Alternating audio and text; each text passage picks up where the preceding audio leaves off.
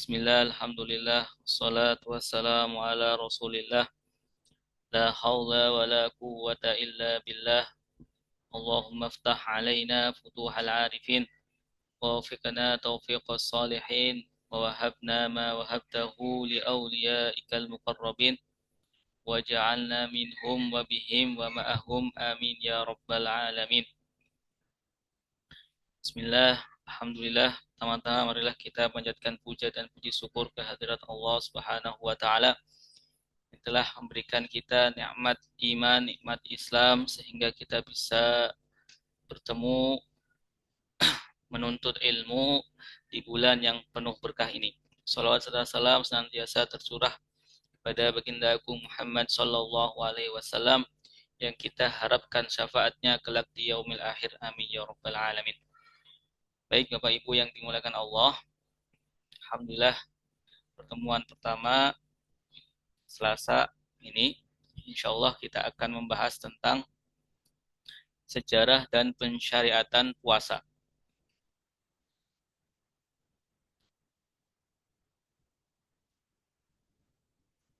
Baik.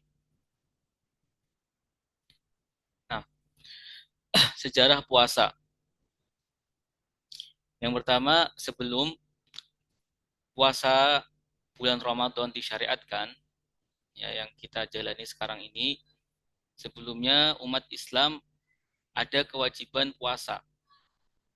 Ya, sebelum diwajibkan puasa Ramadan, sebelumnya ada kewajiban puasa supaya untuk melatih, ya, biar tidak kaget ketika nanti disyariatkan puasa Ramadan. Apa saja puasa yang diwajibkan umat Islam sebelum adanya puasa Ramadan? Ya, di sini bisa kita lihat yang pertama puasa 3 hari setiap bulan. Ya, puasa 3 hari setiap bulan yang kita kenal dengan Ayyamul Bid, ya, pertengahan bulan. Setiap pertengahan bulan umat Islam sebelum ada Ramadan diwajibkan berpuasa. Kemudian ada juga puasa tanggal 10 Muharram atau yang kita kenal dengan puasa Asyura. Ya, setelah adanya puasa Ramadan, puasa-puasa ini tetap, ya, disunnahkan, ya, walaupun tidak wajib, ya nanti tetap disunnahkan. Dalilnya mana?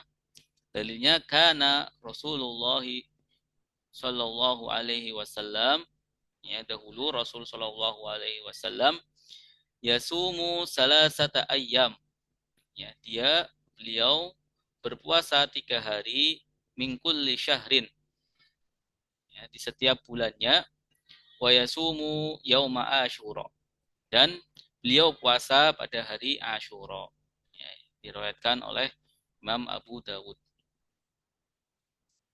Kemudian setelah adanya kewajiban puasa 3 hari setiap bulan dan puasa 10 Muharram, diwajibkan pada bulan Sya'ban, ya, tepatnya tanggal 2, ya, tepatnya bulan tahun kedua Hijriah, tanggal 10 Sya'ban, tahun kedua Hijriah, puasa Ramadan disyariatkan. Ya. Dalilnya mana? Dalilnya ya ayyuhalladzina amanu kutiba alaikumusyamu kama kutiba alal ladzina min qablikum la'allakum tattaqun. Ya. Ayat ini ayat yang mensyariatkan kewajiban puasa bulan Ramadan bagi kaum muslim. Wahai orang-orang yang beriman, diwajibkan kepadamu berpuasa sebagaimana telah diwajibkan kepada umat sebelummu agar kamu bertakwa. Ya, disyariatkan pada tanggal 10 Sya'ban tahun kedua Hijriah. Ya, Sya'ban itu bulan sebelum bulan Ramadan. Ya, pensyariatan ini setelah pemindahan kiblat, ya, umat muslim dari Baitul Maqdis ke Ka'batul Mukarramah, ya, Makkah Mukarramah. Baik, Bapak Ibu yang dimuliakan Allah, selanjutnya tentang sejarah puasa. Ya, ternyata puasa itu bukan hanya untuk umat Islam. Ya, dahulu sebelum umat Islam berpuasa, umat sebelum Islam, ya, umat lain pun disyariatkan berpuasa. Ada syariat puasanya. Ya, seperti yang pertama ada puasa Daud. Ya, puasa yang sangat terkenal ya, yang kita juga disunahkan untuk berpuasa Daud karena ada dalilnya. Hadis untuk memerintahkan kita untuk puasa Daud. Rasulullah Shallallahu Alaihi Wasallam ditanya oleh seorang laki-laki, bagaimana menurutmu, wahai Rasulullah, tentang orang yang berpuasa satu hari dan berbuka satu hari? Ya, beliau Rasul kemudian menjawab, itu adalah puasanya saudaraku Daud alaihissalam. Ya, puasa Daud kita kenal, puasa sehari puasa, nanti sehari lagi tidak puasa, buka. Kemudian satu hari lagi puasa, kemudian buka ya. Selang-seling. Sehari puasa, sehari buka, sehari puasa, sehari buka. Nah, ini puasa Daud. Puasa ini sangat dianjurkan bagi umat Nabi Muhammad SAW. Kemudian ada puasa umat lain. Yang nomor 2 adalah puasa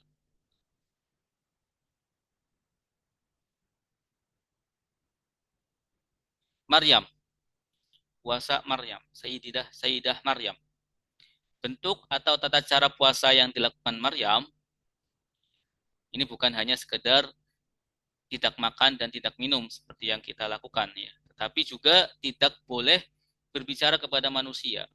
Ya, Sayyidah Maryam tidak berbicara kepada manusia. Ini salah satu puasa Sayyidah Maryam. Kemudian puasa umat lain selanjutnya adalah puasa umat Katolik. Ya. Bagaimana cara puasa umat Katolik? Ya, mereka itu tidak makan daging, juga tidak minum. Ya, umat Katolik.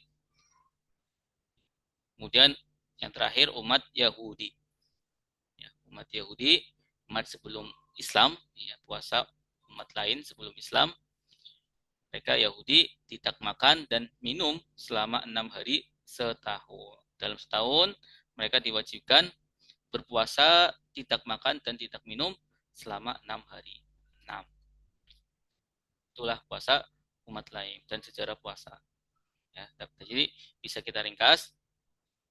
Ya, puasa sebelum adanya puasa Ramadan, kita disyariatkan puasa ya 3 hari, yaitu pertengahan bulan setiap bulannya. Ya, kemudian ada puasa 10 Muharram atau puasa Asyura.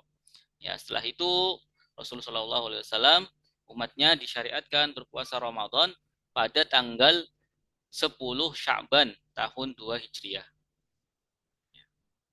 Nah, Rasulullah SAW kemudian selama hayatnya melaksanakan puasa selama 9 kali.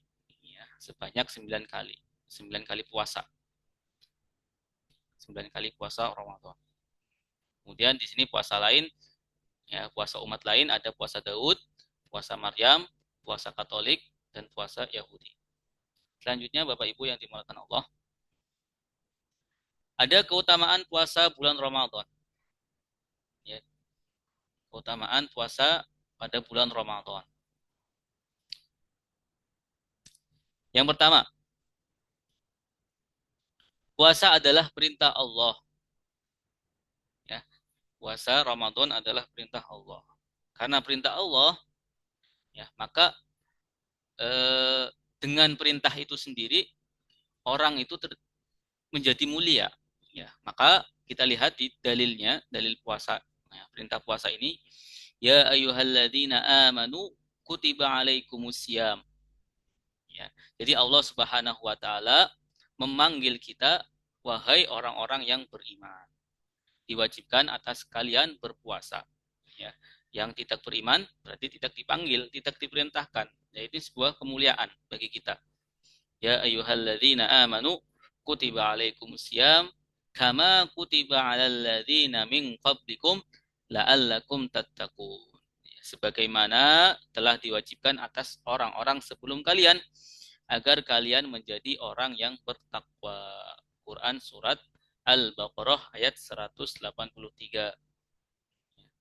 Tujuannya di sini selain perintah juga diakhiri dengan tujuan orang itu berpuasa, itu agar orang tersebut bertakwa. Kemudian keutamaan puasa Ramadan yang kedua adalah puasa ibadah yang tidak terbatas pahalanya. Puasa ibadah yang tidak terbatas pahalanya. Tentu kita mengetahui ada pahala sedekah, sedekah di bulan Ramadan, ya, nanti pahalanya dilipat gandakan. Kemudian sholat taraweh, ya, sholat berjamaah, pahalanya dilipat gandakan 27 derajat, dan ibadah-ibadah lainnya. Ya. Sementara keutamaan puasa Ramadan, puasanya itu tidak terbatas pahalanya. Ya, kalau ibadah lain, ya ada nilai angkanya. Sementara puasa tidak terbatas, artinya saking banyaknya. Ya, seperti halnya Allah berfirman dalam hadis qudsi, qala Allah Subhanahu wa taala berfirman, kullu amal ibni Adam lahu, setiap amal anak Adam untuknya. Ya, untuknya. Illas siyam, kecuali puasa. Fa innahu li wa ana ajzi bihi. Maka itu untukku dan aku yang akan membalasnya. Ya, aku sendiri, aku Allah yang akan membalas orang yang berpuasa pada bulan Ramadan. Ya, artinya puasa itu pahalanya tidak terbatas karena Allah sendirilah yang akan membalasnya. Ya, tidak disebutkan berapa, 10.000 atau 1 juta. Ya, karena ibadah ini khusus. Ya, ibadah yang eh, ibadah batin. Ya, kalau sholat, zakat, haji itu ibadah dohir, kelihatan. Ya, kalau ibadah puasa, ya yang mengetahui hanyalah Allah. Ya, kita sama Allah. Kita yang berpuasa dan Allah mengetahui. Orang lain ya, tidak bisa mengetahui. Misalkan eh, sembunyi-sembunyi tidak puasa, ya, maka Allah tahu. Ya, Allah tahu. Maka pahalanya orang yang berpuasa karena ini ibadah yang sembunyi, yang hanya Allah dan yang tahu, maka pahalanya tidak terbatas, unlimited. Kemudian Bapak Ibu, keutamaan puasa selanjutnya adalah puasa sebagai perisai. Perisai atau pelindung dari perbuatan buruk maupun pelindung dari api neraka.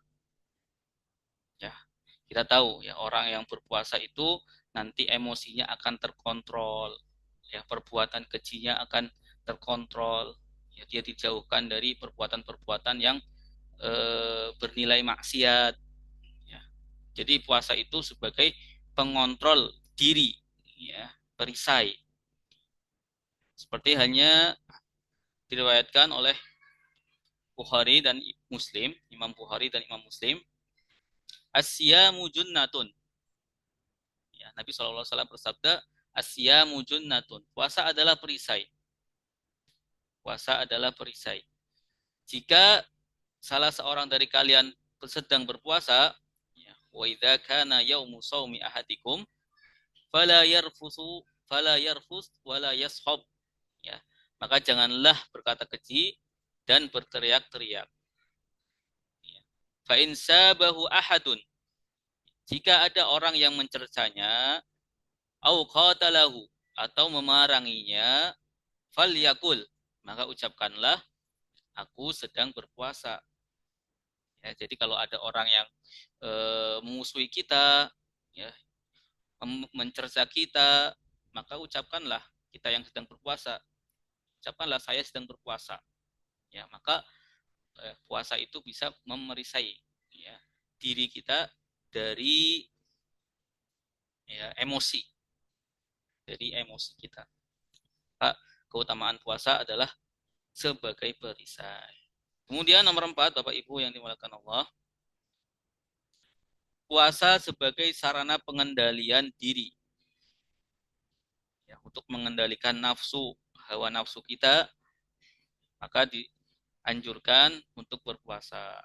Misalkan ya, orang yang belum menikah, ya, agar tidak tersumus dari maksiat, ya, maka syariat itu menganjurkan orang tersebut untuk berpuasa karena berpuasa itu sebagai sarana pengendalian diri. Sebagaimana hadis Nabi Shallallahu Alaihi Wasallam yang diriwayatkan oleh Imam Bukhari dan Muslim, ya ma'syaras sabab, wahai para pemuda, man istata'a minkumul ba'ah falyatazawwaj. Barang siapa di antara kalian yang mampu menikah, falyatazawwaj, maka menikahlah. Ya, syariat itu mau memperbolehkan menikah ya. Kalau mampu untuk menikah maka menikah. Ya fa innahu akhadtu lil basar. Karena menikah itu lebih dapat menahan pandangan. Wa ahsanu lil farzi dan lebih memelihara kemaluan. Wa man lam yastati fa alaihi bisawm.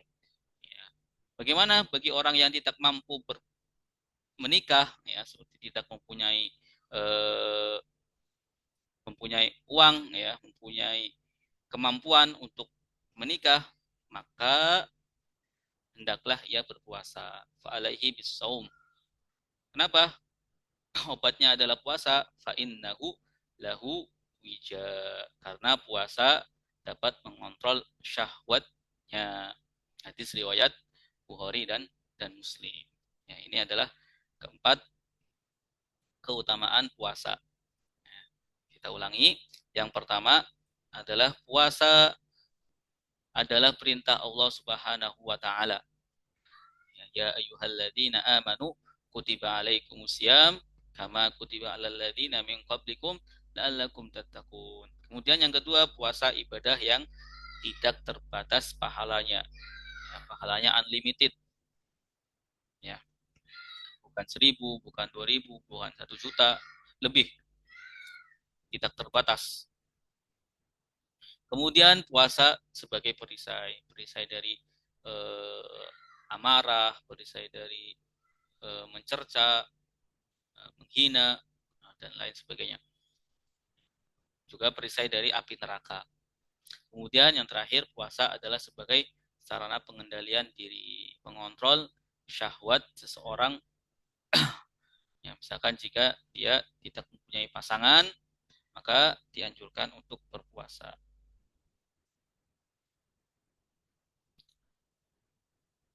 Kemudian Bapak Ibu yang dimuliakan Allah, kita lanjutkan ke fikih puasa. Ya, setelah kita mengetahui sejarah pensyariatan puasa, kemudian tadi keutamaan puasa, sekarang kita masuk fikih puasa. Ya, fikih puasa. Sebagaimana kita ketahui bahwa mencari ilmu itu hukumnya wajib bagi setiap muslim. Ya, ilmu yang bagaimana? Ya, tentu tidak semua ilmu. Ya, tidak semua ilmu. Yaitu ilmu hal atau ilmu keadaan, ilmu yang berkaitan langsung dengan diri mereka, ya, diri umat Islam. Ya, contohnya orang yang hendak berpuasa, maka dia wajib mempelajari ilmu puasa. Orang yang hendak sholat, maka dia wajib mempelajari ilmu sholat. Ya, kita misalkan yang tidak eh, berjualan, ya, orang yang tidak berjualan tidak wajib mempelajari hukum jual beli. Tapi orang yang berdagang ya, wajib mengetahui hukum jual beli. Ya, begitupun haji. Ya, haji wajib bagi orang yang mau haji. Ya, belum wajib bagi orang yang belum mau haji. Ya, jadi apapun ya ada kaidah mengatakan apa yang diwajibkan ya, kepada kita umat Islam, maka wajib pula ya kita mempelajari ilmunya. Ibadah yang kita wajibkan, yang diwajibkan untuk kita, maka kita wajib pula mengetahui ilmunya. Maka dari itu ya kita diwajibkan juga mempelajari fikih puasa karena puasa sendiri adalah kewajiban kita umat Islam. Nah, apa aja sih di dalam fikih puasa? Ya, isinya apa aja? Apa yang perlu kita ketahui ya, dari fikih puasa? Ya, tentu ada syarat-syaratnya, kemudian ada rukun-rukunnya, ada pembatal puasa, ya, supaya kita tahu apa saja yang membatalkan puasa, apa saja yang tidak boleh ya kita lakukan ketika puasa, apa konsekuensinya, ya seperti itu, agar kita terhindar dari ketidaktahuan. Baik,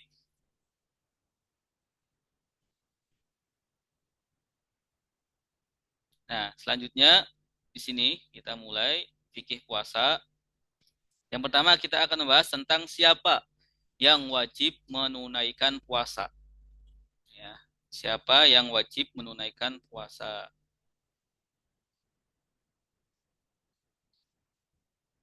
Itu tidak semua ya manusia itu wajib menunaikan puasa. Siapa saja? Di sini ada 5. Ya, yang pertama orang Muslim. Ya, orang Muslim. Yang kedua orang baligh. Ya, baligh itu ya sudah dewasa. Ya, kalau laki-laki sudah mimpi basah ya atau sudah usia 15 tahun. Kalau perempuan sudah haid atau sudah usia 15 tahun. Nah, kemudian yang ketiga berakal sehat. Ya, Muslim, Bali, kemudian berakal sehat. Nah, Muslim, Bali, berakal sehat. Maka dari ketiga ini tidak ada kewajiban puasa, tidak pula mengkodok atasnya, ya, atas meninggalkan puasa. Bagi siapa? Bagi orang kafir. Ya, orang kafir tidak wajib puasa, ya, juga tidak wajib mengkodonya. Ya, ketika dia masuk Islam, tidak wajib mengkodonya. Kemudian anak kecil, ya tidak ada kewajiban puasa bagi anak kecil. Juga ketika dia meninggalkan, tidak wajib mengkodonya ketika dewasa. Ya, tapi sebagai orang tua kita ya wajib ya memberitahu bahwa puasa itu wajib, puasa itu wajib ketika usia 7 tahun, ya ketika usia 10 tahun kita beritahu mereka untuk berpuasa, latihan berpuasa, ya sebagaimana sholat ya. Sholat orang anak yang 7 tahun disuruh sholat, kemudian kalau sudah usia 10 tahun ya kalau tidak sholat ya dipukul ya, tentu dipukul dengan pukulan mendidik.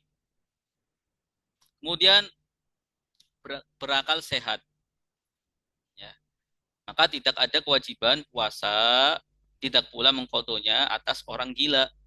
Orang gila ya, tidak wajib puasa ya, tidak juga wajib mengkodonya bagi orang gila yang sembuh ya, sembuh dari gilanya. Kemudian syarat ya siapa yang wajib menunaikan puasa? Yang keempat adalah orang mukim. Ya. Siapa orang mukim? Ya, mukim itu bertempat tinggal. Artinya dia tidak sedang bersafar atau dalam perjalanan. Ya, tidak dalam perjalanan. Kalau zaman sekarang perjalanan ya, cukup sehari 2 hari sampai ada pesawat, ada kereta. Ya, kalau zaman dulu perjalanan itu bisa menempuh berbulan-bulan. Ya, dan itu akan mengakibatkan kerepotan ya dalam berpuasa ya, sedang perjalanan berpuasa juga itu repot ya. Tetapi di sini musafir ya tidak wajib berpuasa walaupun memang ya apa namanya ilatnya itu hilang ya, ilat apa namanya kalau dalam sekarang mungkin kelelahannya ya, capeknya hilang ya, sekarang cuma 1 hari ya, zaman dulu berapa hari ya, 1 bulan 2 bulan. Apakah eh, dengan hilangnya capek hilang pula kemudahan musafir tidak wajib berpuasa? Tidak ya, tentu musafir boleh tidak berpuasa walaupun misalkan perjalanan dari Jakarta ke Surabaya ya menempuh hanya sekitar 10 jam ya, boleh tidak berpuasa seorang musafir walaupun tidak capek ya, karena ilatnya ya, itu adalah perjalanan ya bukan capek. Maka musafir tidak wajib berpuasa. Namun berbeda dari 3 sebelumnya, musafir tetap wajib mengqadha puasa. Misalkan hari ini tidak berpuasa karena musafir, ya, maka ya, di luar Ramadan dia wajib mengqadhanya. Kemudian yang kelima, siapa yang wajib menunaikan puasa adalah orang yang mampu berpuasa. Orang yang mampu berpuasa. Itu puasa itu bagi orang yang mampu. Ya. Maka tidak ada kewajiban puasa ya bagi orang tua renta yang tidak mampu lagi berpuasa. Ya, kita punya orang tua misalkan sudah usia renta, ya, tidak mampu lagi berpuasa, ya, maka tidak ada kewajiban berpuasa. Ya. Tapi wajib fidyah, ya, wajib membayar fidyah. Fidyah itu ya nggak berat ya, fidyah itu cuma satu mud, ya, satu mud sekitar 700 gram lah ya, makanan pokok kita berikan kepada kaum muslimin. Kita berat ya, dihitung satu kali ditinggalkan, maka satu kali memberikan makan. Jadi orang tua yang renta yang tidak mau berpuasa, dia tidak ada kewajiban berpuasa tetapi wajib membayar fidyah. Kemudian ada lagi wanita haid, dan wanita yang sedang nifas, ya, maka tidak ada kewajiban puasa bagi mereka tetapi wajib kodo, wajib kodo, ya, ini beda puasa dengan sholat, ya. Kalau sholat, ya, dia perempuan yang haid ketika meninggalkan sholat tidak wajib kodo, ya. Tetapi kalau puasa, ya, dia wajib kodo, ya, orang haid, ya, kemudian datang waktu puasa wajib, ya, dia ada keringanan tidak berpuasa, tapi dia wajib mengkodonya nanti di luar Ramadan misalkan. Kalau sampai datang Ramadan berikutnya, Ramadan kedua dia belum membayar utang, ya, maka dia wajib kodo juga plus wajib membayar fidyah. Ya, wajib kodo, wajib membayar fidyah juga karena dia melalaikan. Baik. Ya, jadi siapa yang wajib puasa? Ya, di sini yang pertama orang muslim, ya, maka tidak wajib dan tidak wajib pula mengkodonya bagi orang kafir. Kemudian balik, ya, maka anak kecil tidak wajib, ya. Kemudian berakal sehat, maka orang gila tidak wajib. Kemudian mukim, ya, maka musafir tidak wajib tetapi wajib kodok, ya. Kemudian yang terakhir mampu berpuasa, maka orang yang tidak mampu sebagai orang tua renta atau wanita haid, ya, itu wanita haid itu tidak mampu karena syariat, ya, ya, bukan misalkan memaksakan diri, oh saya mampu, nggak bisa, ya. Wanita haid walaupun dia mampu berpuasa, ya, dihitung tidak mampu. Karena apa? Karena syariat melarangnya, melarang orang haid dan nifas itu untuk berpuasa, ya, tapi wajib mengqadhonya nanti di luar Ramadan. Baik Bapak Ibu yang dimuliakan Allah, selanjutnya kita akan membahas tentang rukun puasa. Ya. Sebelumnya ada yang dipertanyakan, siapa yang wajib menunaikan puasa? Boleh? Cukup jelas ya.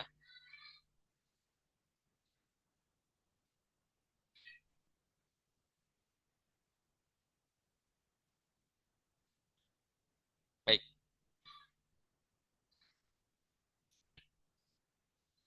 Selanjutnya rukun puasa. Ya, rukun puasa. Rukun puasa itu ada 3. Ya. Rukun itu apa sih? Rukun itu sesuatu yang wajib ada, ya, pada puasa. Ya. Rukun, ya, tiang puasa. Ya. Kalau misalkan orang tidak melaksanakan salah satu ini, maka puasanya tidak sah. Yang pertama, rukun puasa itu niat. Ya, niat. Nanti kita akan bahas tentang niat. Ya, niat itu nanti wajib pada malam hari ketika puasa itu puasa wajib. Ya.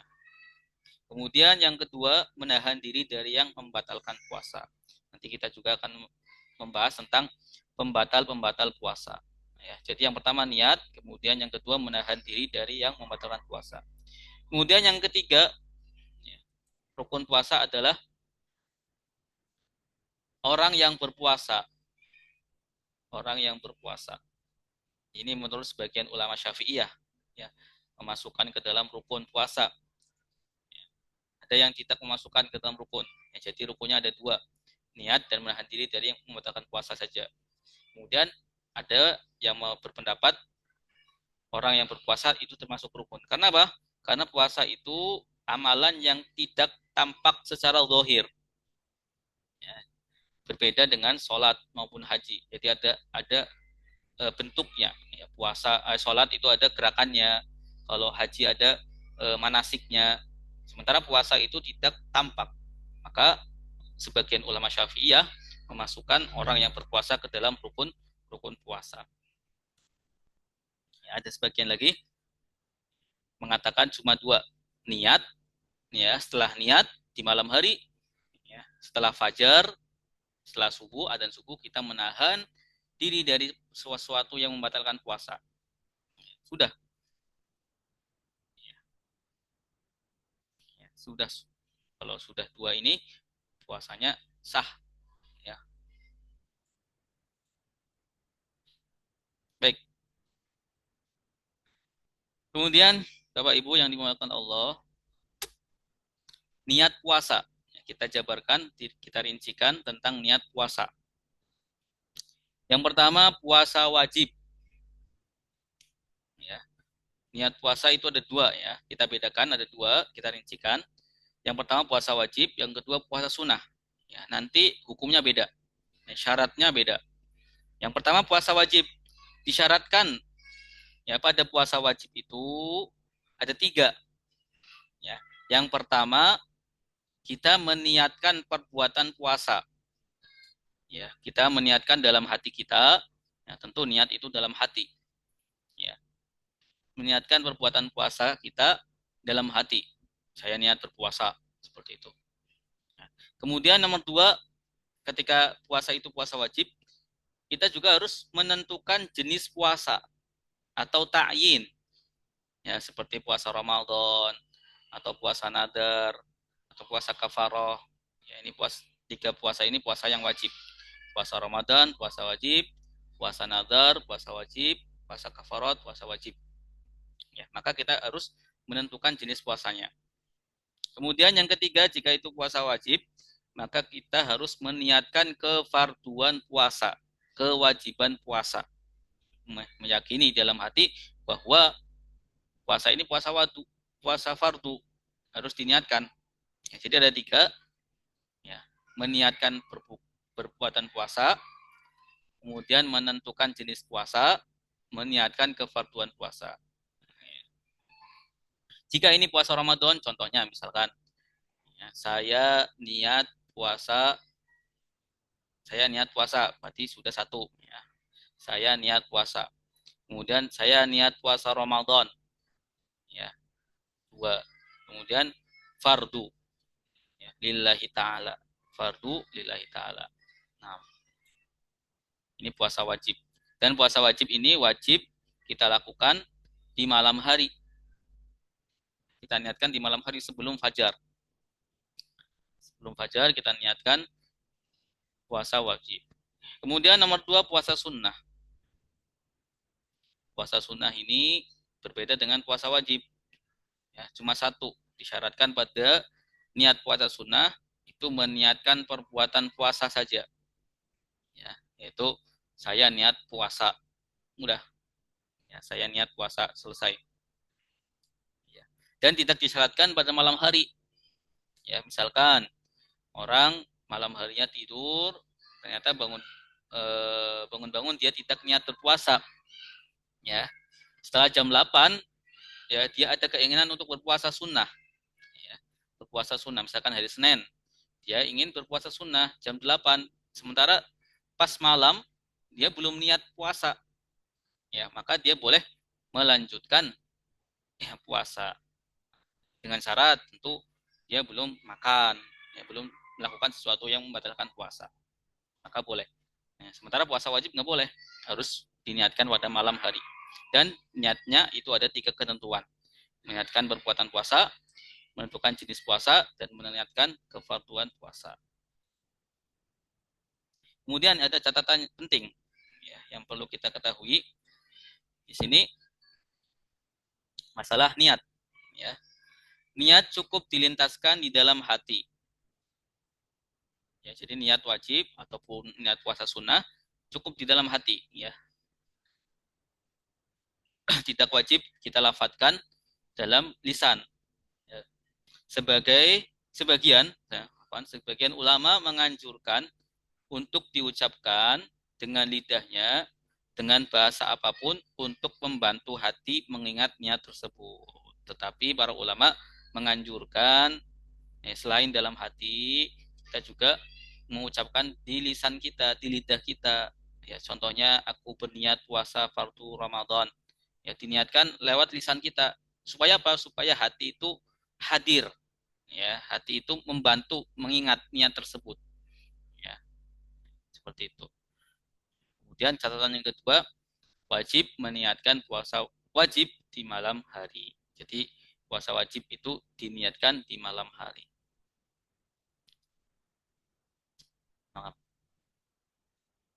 Kemudian rukun yang kedua itu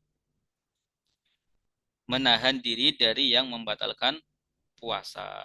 Ya, dari terbit fajar sampai terbenamnya matahari. Terbit fajar ya, dan subuh sampai terbenamnya matahari. Sebagaimana firman Allah Subhanahu wa taala dalam Quran surat Al-Baqarah ayat 187 Allah berfirman, "Wa kulu washrabu hatta yatabayyana lakumul khaytul abyad minal khaytil aswad minal fajri thumma atimmus siyama ilal lail." Dan makan minumlah hingga terang bagimu benang putih dari benang hitam yaitu fajar ya, sampai fajar. Kemudian sempurnakanlah puasa itu sampai datang malam, ya, sampai datang maghrib, waktu maghrib.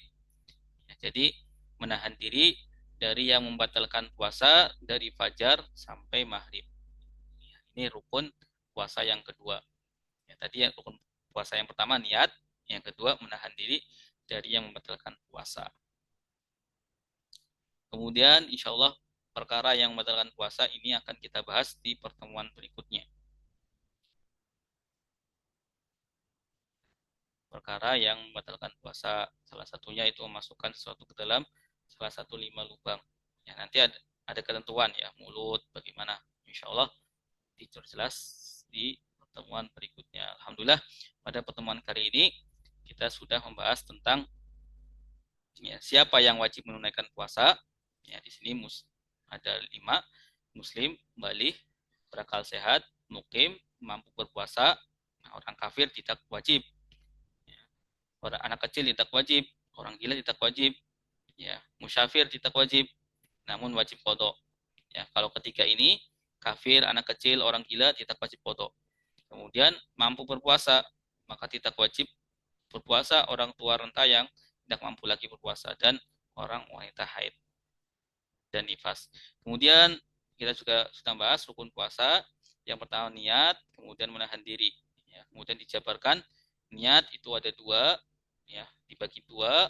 Kalau itu puasa wajib, maka disyaratkan meniatkan berpuasa, ya, perbuatan puasa, menentukan jenis puasa, meniatkan kefarduan puasa. Ya, kalau puasa sunnah cukup meniatkan perbuatan puasa. Ya. Kemudian yang terakhir kita membahas tentang menahan diri ya dari yang membatalkan puasa. Ini rukun yang kedua, menahan diri dari yang membatalkan puasa. Wa kulu washrabu hatta yatabayyana lakum al-khaytul abyad minal khaytil aswad minal fajr summa atimmu siyama ilal lail. Baik, sudah sampai jam 5. Barangkali ada yang ditanyakan sebelum kita tutup. Ini ada 4 peserta.